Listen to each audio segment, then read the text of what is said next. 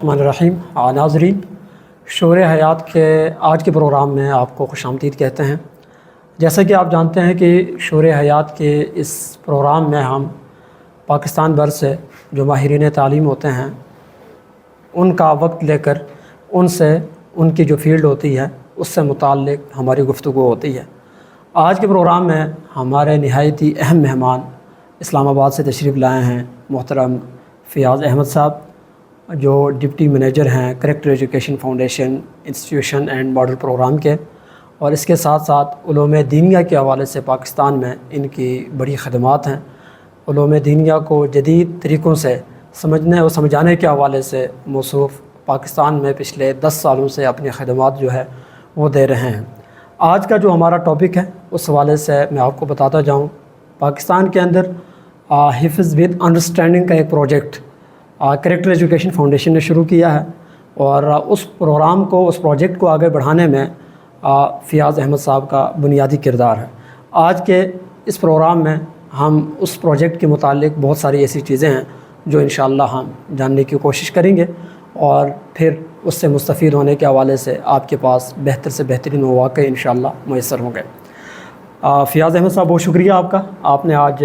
Time نکالا اور آپ اس پروگرام میں آپ نے شرکت کی ہے، ہم آپ کو خوش آمدید کہتے ہیں۔ سب سے پہلے میں یہ چاہوں گا کہ تھوڑا سا آپ اپنے بارے میں اور پھر یہ جو کریکٹر ایجوکیشن فاؤنڈیشن کے اندر آپ کی خدمات ہیں اس حوالے سے کچھ بنیادی چیزیں ناظرین سے شیئر کر دیں۔ بہت شکریہ۔ بسم اللہ الرحمن الرحیم۔ سب سے پہلے تو میں آپ کا شکریہ ادا کرتا ہوں کہ آپ نے اپنے ہاں مدعو کیا، اور بہت اہم سوال آپ نے یہاں پر میرے سامنے رکھا ہے۔ سب سے پہلے تو میں نام آپ نے بتا دیا، فیاض احمد میرا نام ہے، اور میں نے درس نظامی جامعہ عربیہ گوجرانوالہ سے کیا ہے، اسپیشلائزیشن پھر میں نے کیا ہے جامعہ حرمین کراچی سے، اور پھر میں نے اپنے سفر کا جو آغاز ہے وہ 2012 میں اسی فیلڈ سے کیا ہے۔ جیسے آپ نے انڈرسٹینڈ قرآن کورس کا نام لیا، اور اسی طرح ریڈ فاؤنڈیشن میں نے تقریباً 2 سال فہم دین ٹرینر کے طور پر کام کیا۔ پھر 1 اپریل 2016 جب کریکٹر ایجوکیشن فاؤنڈیشن کا آغاز ہوا تو آغاز سے ہی میں اس ادارے کے ساتھ وابستہ ہوں۔ ہم نے جب اس کا آغاز کیا تھا تو کریکٹر ایجوکیشن فاؤنڈیشن میں 10 افراد تھے، جو کہ الحمدللہ آج تقریباً 400 سے زائد افراد اس میں موجود ہیں، اور ان کی تقریباً جو ہماری ٹیم ہے جو ٹرینرز کی، ان کی ڈیولپمنٹ جو وہ ہم نے الحمدللہ کی ہے، اور پورے پاکستان میں اس وقت اپنے خدمات سر انجام دے رہے ہیں۔ جزاک اللہ۔ اچھا سر، میرا آپ سے جو پہلا سوال ہوگا وہ آج کے ٹاپک سے متعلق کی جو حفظ ود انڈرسٹینڈنگ، یہ اصطلاح ہم پہلی دفعہ سننے میں آ رہی ہے، وگرنہ اب تک تو جو حفظ وغیرہ ہوتا تھا وہ صرف حفظ ہی ہوتا تھا، اور بعد میں جا کے کوئی 8-10 سال کا کورس اس لیے کروایا جاتا تھا درس نظامی کی صورت میں کہ جہاں قرآن مجید کو سمجھانے کے حوالے سے بات ہوتی تھی۔ کس حد تک ہم اس میں کامیاب رہے یہ الگ ایک ٹاپک ہے۔ تھوڑا سا مجھے یہ بتائیے گا کہ سمجھ کر حفظ کرنے کے مقاصد کیا ہیں آپ کی نظر میں؟ مرتضیٰ بھائی، جو مقاصد سے پہلے اگر میں آپ کے سامنے بات رکھوں تو اس وقت پاکستان میں جتنے حفاظ موجود ہیں، اگر ہم دنیا کی بات کریں تو دنیا میں اس وقت جتنے حفاظ موجود ہیں آج کی تاریخ سے پہلے اس تعداد میں حفاظ موجود نہیں تھے۔ اس وقت پوری دنیا میں حفاظ کی جو تعداد ہے وہ ایک اندازے کے مطابق تقریباً 1.5 کروڑ ہے۔ تقریباً 15 ملین حفاظ اس وقت پوری دنیا میں موجود ہیں، اور ان 15 ملین میں سے 1 ملین جو ہے وہ پاکستان میں ہیں۔ تقریباً 10 لاکھ حفاظ پاکستان میں موجود ہیں، اور اس کے ساتھ ابھی آپ اگر وفاق المدارس جو سب سے بڑا نیٹ ورک ہے مدارس کے حوالے سے، اس کی ویب سائٹ کے اوپر بھی دیکھیں تو 1965 میں وفاق المدارس کا آغاز ہوا، اور اس وقت صرف ان کے حفاظ جو 1965 سے اب تک ان کے ہاں امتحان پاس کر چکے ہیں ان کی تعداد 10 لاکھ ہو چکی ہے۔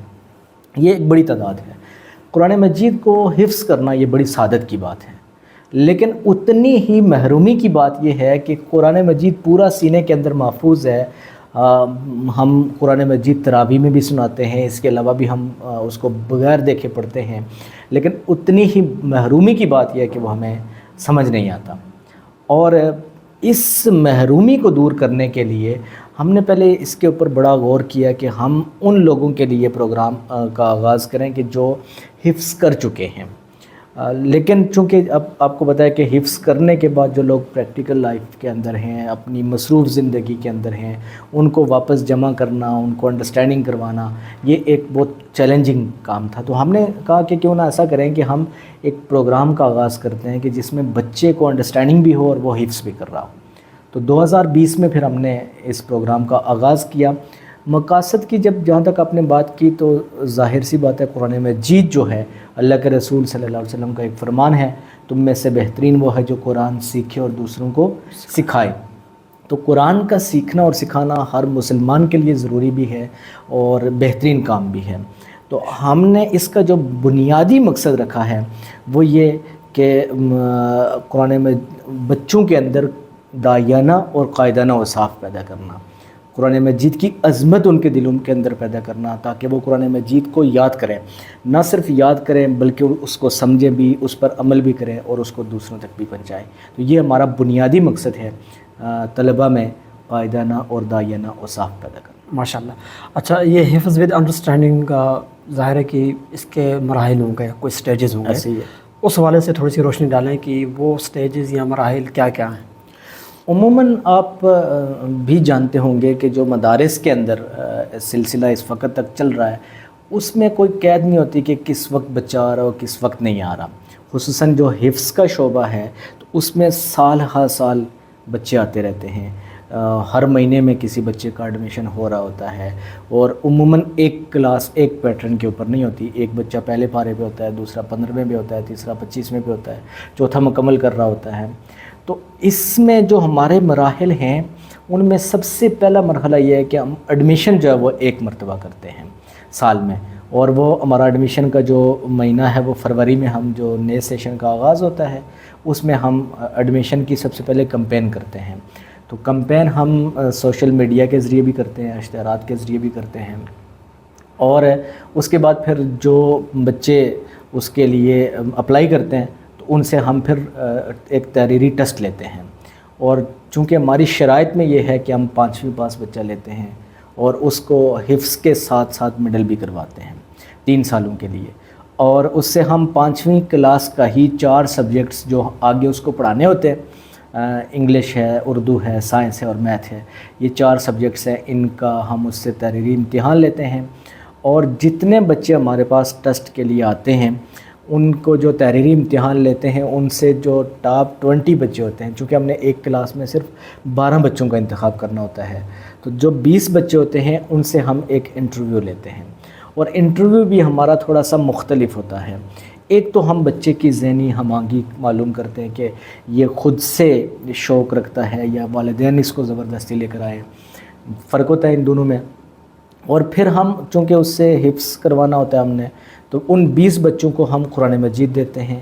کلاس میں بٹھاتے ہیں، ان کو قرآن کے کسی بھی حصہ سے کسی بھی صورت سے کوئی سی 3 آیات ہم ان کو پڑھاتے ہیں، سب کو یکساں آیات ایک ہی جیسی آیات پڑھاتے ہیں، اور پھر وہ ان کو 30 منٹ کا ٹائم دیتے ہیں کہ آپ نے 30 منٹ میں یہ یاد کرنی اور ہمیں سنانی ہے۔ تو انٹرویو کا ماڈل یہ ہوتا ہے۔ اس کے بعد جو 12 بچے ہیں ان کو پھر ہم فائنل ایڈمیشن دے دیتے ہیں، وہ کلاس میں آپ کے پاس وہ فائنل کلاس ہو میں جاتا ہے۔ اچھا، یہ جو فہم القرآن حفظ کورس ہے، مختصراً اس کا تعارف ذرا کروا دیں۔ حفظ ود انڈرسٹینڈنگ، جیسے میں نے آپ کو کہا کہ ترجمہ کے ساتھ بچوں نے قرآن مجید کو سمجھنا ہے پھر یاد کرنا ہے، تو اس کے لیے جن بچوں کا ایڈمیشن ہو جاتا ہے ان کے لیے ایک کورس ہے انڈرسٹینڈ قرآن کورس، فہم القرآن کورس، جو کہ اس کی جو ریسرچ ہے وہ ایک ڈاکٹر ہیں، ڈاکٹر عبدالعزیز عبدالرحیم، بیسکلی وہ پیٹرولیم انجینئر ہیں، کنگ فہد یونیورسٹی دمام میں ہوتے ہیں۔ 20 سال انہوں نے ریسرچ کی ہے، قرآن مجید کی آیت کے دوران انہوں نے یہ تلاوت کے دوران ایک آیت مبارکہ پڑھی، وَلَقَدْ يَسَّرْنَا الْقُرْآنَ لِلذِّكْرِ، تو انہوں نے اس آیت پر غور کیا کہ جب اللہ پاک کہتا ہے کہ قرآن آسان ہے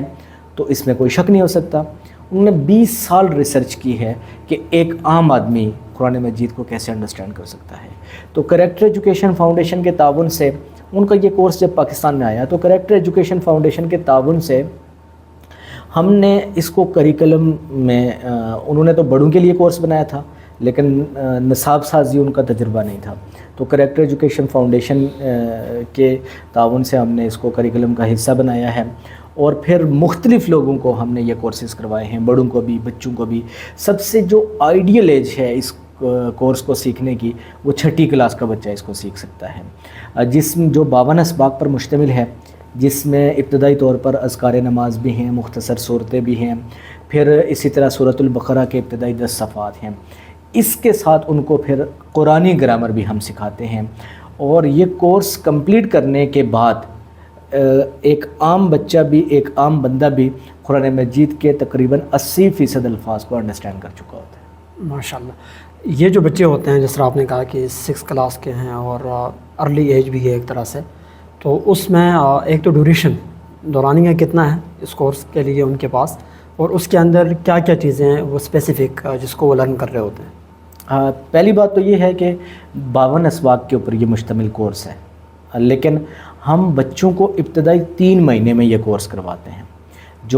جن بچوں کا فائنل ایڈمیشن ہو جاتا ہے، ان کے ابتدائی 3 مہینے حفظ ہم شروع نہیں کرتے، بلکہ ان کو پہلے یہ فہم القرآن کورس کرواتے ہیں 3 مہینوں میں، جس میں ایک چیز تو میں نے آپ کے سامنے بتائی ہے قرآن پاٹ کے حوالے سے، کہ کچھ مختصر صورتیں بھی ہیں، اسی طرح اذکار نماز بھی ہیں، اور پہلا آدھا پارہ بھی ہے، پہلے پارے کے ابتدائی 10 صفحات بھی ہیں۔ جہاں تک بات گرامر کی ہے، تو گرامر میں بنیادی طور پر جو الفاظ کی تینوں قسمیں ہیں، اسم بھی ہے، فعل بھی ہے، حرف بھی ہے، یہ تینوں ہم ان کو سکھاتے ہیں۔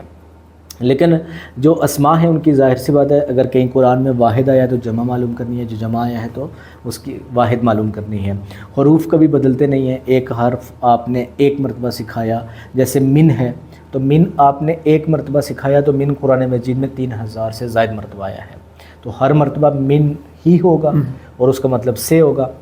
اور اسی طرح جو اصل چیلنج ہمارے لیے تھا وہ افعال کا تھا۔ افعال ماضی بھی آتے ہیں، مضارع بھی آتے ہیں،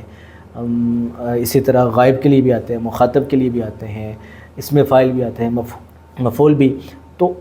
یہ اصل چیلنج ہمارے لیے افعال کا تھا۔ تو اس کے لیے ایک تو یہ ہے کہ گرامر کی پریکٹس کو آسان کرنے کے لیے TPI ٹوٹل فزیکل انٹریکشن،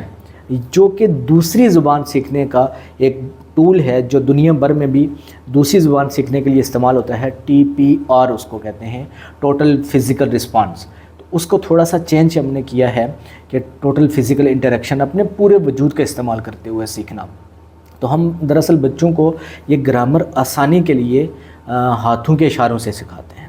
مثال کے طور پر کوئی بھی جو ہم بات کرتے ہیں تو وہ 3 طرح کے لوگوں کی ہو سکتی ہے، ایک غائب کے لیے ہو سکتی ہے، ایک مخاطب کے لیے ہو سکتی ہے، ایک متکلم کے لیے ہو سکتی ہے۔ تو غائب کے لیے ہم دائیں طرف اشارہ کرتے ہیں، مخاطب کے لیے سامنے، متکلم کے لیے اپنے۔ جس کے لیے ہم بات کر رہے ہیں وہ مذکر بھی ہو سکتا ہے اور مؤنث بھی ہو سکتا ہے، تو ہم کہتے ہیں کہ دائیں ہاتھ سے اشارہ کریں گے تو بات مذکر کی ہوگی، بائیں ہاتھ سے کریں گے تو بات مؤنث کی ہوگی۔ اسی طرح وہ ایک بھی ہو سکتا ہے، ایک سے زائد بھی ہو سکتا ہے، تو ایک کے لیے، واحد کے لیے 1 انگلی اور جمع کے لیے 4 انگلیوں کا اشارہ کیا جاتا ہے۔ اسی طرح ماضی اور مضارع میں فرق کیا جاتا ہے۔ ایک تو یہ، دوسرا یہ ہے کہ کچھ سٹائلز ہیں جن کو ابواب بھی کہتے ہیں عربی کی اصطلاح میں،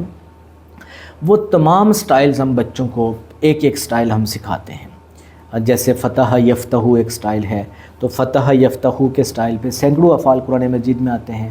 نصر ینصر ہے، تو اسی طرح 3 حروف والے افعال ہیں، ان کے تمام سٹائل، حروف علت کے سٹائل، مزید فی کے تمام ابواب ہم بچوں کو سکھاتے ہیں۔ اس کے ساتھ ساتھ قرآن مجید کے 100% افعال کی فہرست ہم نے بنائی ہے جو قرآن میں استعمال ہوتے ہیں، جو عربی گرامر کے لیے ہیں وہ ہم نہیں سکھاتے، بلکہ جو قرآن کو انڈرسٹینڈ کرنے کے لیے ضروری ہیں تو وہ تمام گرامر ہم بچوں کو اس کورس کا پارٹ ہے۔ ہر سبق 2 حصوں پر مشتمل ہے،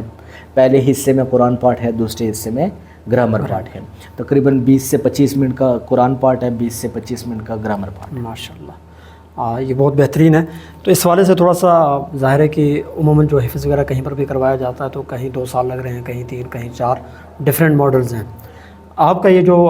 پروجیکٹ ہے، اس میں جو روڈ میپ ہے آپ کے، اس کا وہ اس پہ تھوڑی سی روشنی ڈالیں کہ وہ کیا ہے؟ جو ہمارا روڈ میپ ہے اس میں ہم، جیسے میں نے آپ کو بتایا کہ پرائمری پاس ہم بچہ لیتے ہیں اور اس کو ریگولر وہاں پر مڈل کرواتے ہیں، تو اس کا مطلب یہ ہوا کہ ہم بچے کو 3 سال کے لیے لیتے ہیں۔ اچھا، 5ویں پاس بچہ ہمارے پاس آئے گا تو 3 سال اس کے پاس ہوں گے۔ پہلے سال میں چونکہ اس نے بنیادی کورس بھی کرنا ہوتا ہے، جیسے انڈرسٹینڈ قرآن کورس کا میں نے تعارف کروایا، تو ابتدائی 3 مہینے اس نے یہ کورس بھی کرنا ہوتا ہے، اور تجوید کا بھی اس دوران ہم ان کو باقاعدہ کورس کرواتے ہیں۔